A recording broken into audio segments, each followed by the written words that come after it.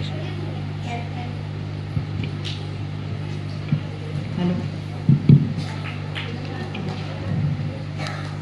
नमस्कार बधाने। भूख लागी है ने? बधा टळवट थवा मांड्या। फटाफट पूરું કરી દઈશ।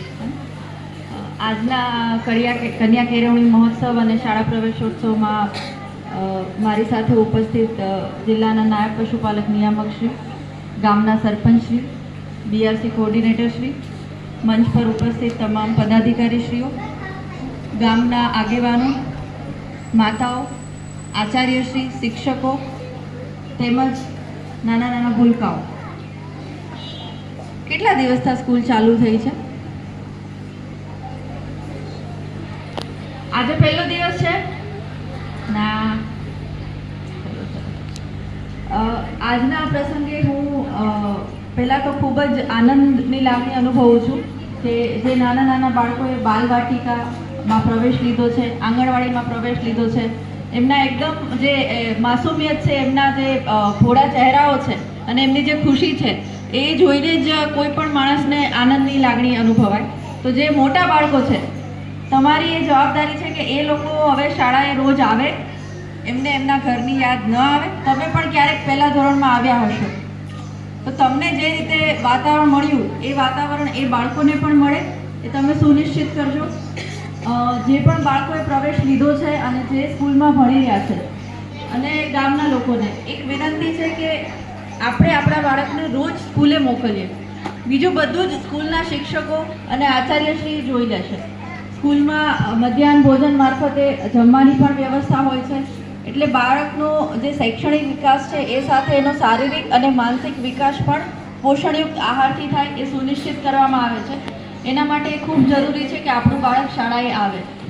આંગણવાડીમાં જે બાળકોએ પ્રવેશ લીધો છે, તો એ દરેક માતાને મારી વિનંતી છે કે મહેરબાની કરીને આપનું બાળક અન્ય કોઈ કારણ ના હોય, બીમાર હોય કે એવું હોય, તો ખાસ એના સિવાય આપ ખાસ કરીને આપના બાળકને રોજ આંગણવાડીએ મોકલજો। બીજી વસ્તુ કે સેજ પણ કંઈ લાગે તો તરત આંગણવાડી બેન અથવા તો આશાબેનને જાણ કરજો।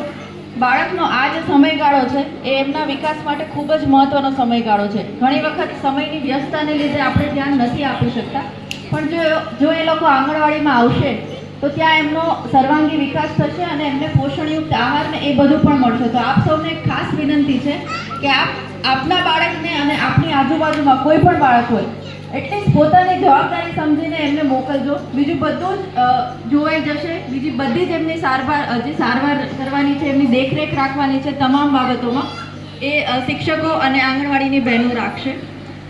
અન્ય એક બાબત શાળા માટે, તમારા ફોલ્ડરમાં આઈ વોઝ જસ્ટ જોતી હતી કે કયા ગ્રેડમાં શાળા છે, તો એકદમ ડી ગ્રેડમાં હતી શરૂઆતમાં, એના પછી બીમાં આવી, એમાં આવી, પાછી બીમાં જતી રહી છે, એ પછી એ પ્લસમાં આવવું જોઈએ। તો તમે સૌ તમામ શિક્ષકો આજે એક ઠાન લઈ લો કે હવે નેક્સ્ટ તમારો જે ગુણોત્સવ હશે એમાં એ પ્લસમાં તમે લાવવાનો પ્રયત્ન કરશો। ઇતર પ્રવૃત્તિઓ ખૂબ જ સારી થઈ રહી છે શાળામાં। વિવિધ જે સ્પર્ધાઓ છે જિલ્લા કક્ષાની, એમાં બાળકો દ્વારા સારું પાર્ટિસિપેશન કરવામાં આવ્યું છે, તો એ પણ ખૂબ જ સરાહનીય બાબત છે। શિક્ષણની સાથે એક્સ્ટ્રા કરિક્યુલર એક્ટિવિટીઝમાં પણ બાળકો આગળ વધે એ એટલું જ જરૂરી છે। જે બાળાઓ દ્વારા સ્વાગત ગીત કરવામાં આવ્યું, એમણે પણ ખૂબ જ સરસ સ્વાગત ગીત રજૂ કર્યું। એક બાળા દ્વારા જે પર્યાવરણ વિશે જે રજૂ કરવામાં આવ્યું એ પણ ખૂબ જ સારા વિચાર એમણે રજૂ કર્યા।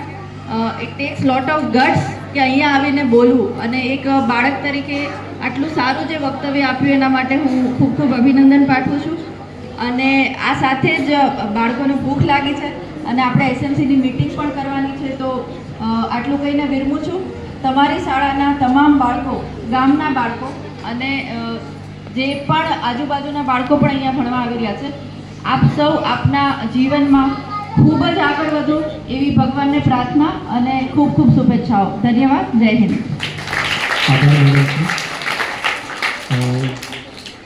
શાળામાં થતી ઇતર